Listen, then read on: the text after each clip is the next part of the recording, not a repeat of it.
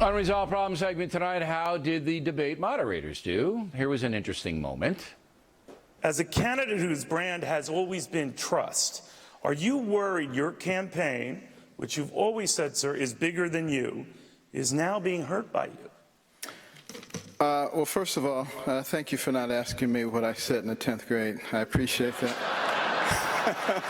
But, you know, when I look at somebody like Hillary Clinton, who sits there and tells her daughter and a government official that, no, this was a terrorist attack, and then tells everybody else that it was a video.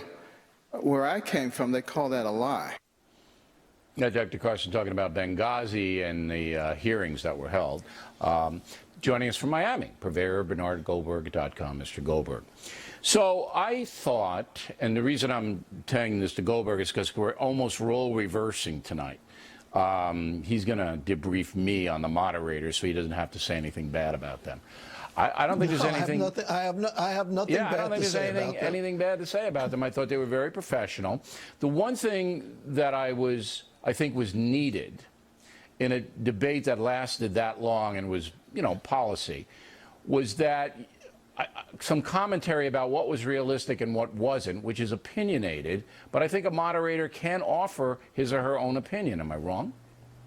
No, I think you could. In other words, if somebody says, I'm going to lower the tax rate to 10%, I'm going to do this, do that, and it doesn't add up, right. Yeah, the moderator has every right to say the numbers don't add up. Can I comment on that soundbite you just played, sure. Dr. Carson? Sure. Look, I'm not a fan of Dr. Carson, but on this, he's absolutely right. Hillary Clinton was exposed, I don't like using this kind of language, but she was exposed as being a liar at the Benghazi hearing for the precise reason that Dr. Carson mentioned, that she gave a phony story to the American people about the cause of the mayhem in Benghazi, but told her daughter and the Prime Minister of Egypt the true story, that it was a terrorist attack, and she did it for crass political reasons to help Barack Obama get reelected. She was a liar. How did the mainstream media play the story? That it was the best week of her presidential campaign, that the Republicans were just out to get her. And while they're doing that, they're worried that in third grade, Ben Carson, while he's on the playground during recess, was picking his nose. You know, they have every right to ask him tough questions about whether he's embellishing his life story, since his campaign is about his life story. But the double standard is infuriating, and he's right about that. So he got points, Dr. Carson, for that answer. And the thing to Cafuto about thanks for not asking me what I said in 10th grade, that was rehearsed. I mean, because Carson's campaign knew it was coming. But he carried it off well. Now, the other questions, I thought they were good. They were pithy. They didn't go on and on like the CNBC and the CNN moderators go on and on and on and on. But as I pointed out earlier in the program, when a Donald Trump says and a Ted Cruz says, hey, we're going to deport everybody, they can't. The courts would block it. And I think the moderator almost has to shut it down at that point, go, look, it's not going to happen. The federal courts are never going to allow authorities to go in and drag people out of their houses and deport it. They're going to litigate it forever. And everybody knows that's true.